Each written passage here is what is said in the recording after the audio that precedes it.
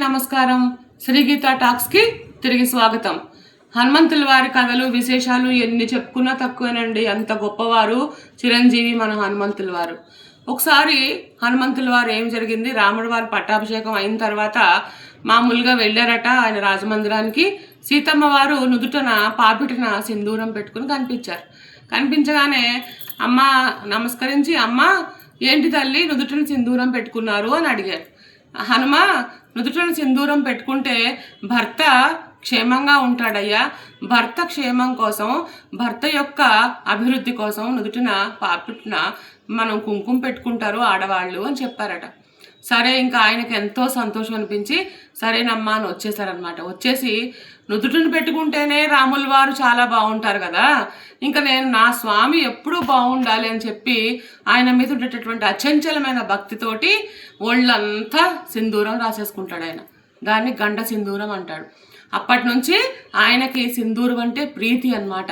సింధూరంతో ఎవరు అర్చించినా పూజించినా వాళ్ళని ఎప్పుడూ కాపాడుతూ ఉంటారు హనుమంతుల వారు. అలాగే హనుమంతుల వారి యొక్క గొప్పతనం గురించి ఇంకొక కథ కూడా ఉందన్నమాట. మనకి వాల్మీకి రామాయణం రాశారు, ఆది కవిగా ప్రసిద్ధి చెందారు కదా.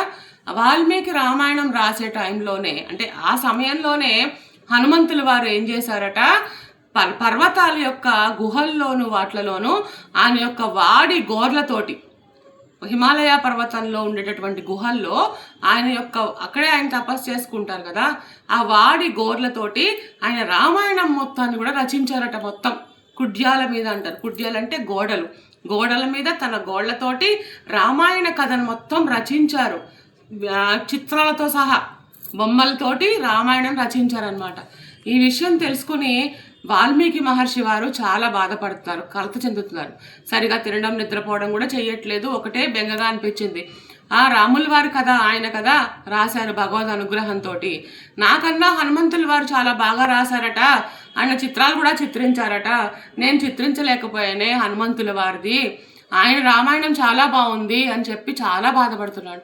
బాధపడుతుంటే ఆ విషయాన్ని హనుమంతుల వారు తెలుసుకొని వెంటనే ఏం చేశారంటే, ఆయన తను రాసినటువంటి రామాయణం అవన్నీ కూడా అందుబాటులో లేకుండా చేసేసి వాల్మీకి వరం ఇచ్చారు.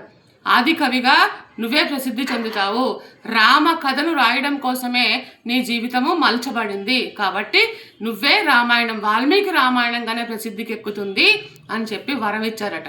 చూసారా ఎంత గొప్పవారు ఆంజనేయులు వారు. వారి గురించి ఎన్ని తలుచుకున్నా మనకి తక్కువే. జై వీర హనుమాన్, జై సీతాపతిం. అందరికీ సెలవు. మళ్ళీ మంచి మంచి వీడియోలతో మీ ముందుకు రావాలంటే గుర్తుంది కదా, లైక్ చేయాలి, షేర్ చేయాలి, సబ్స్క్రైబ్ చేయాలి.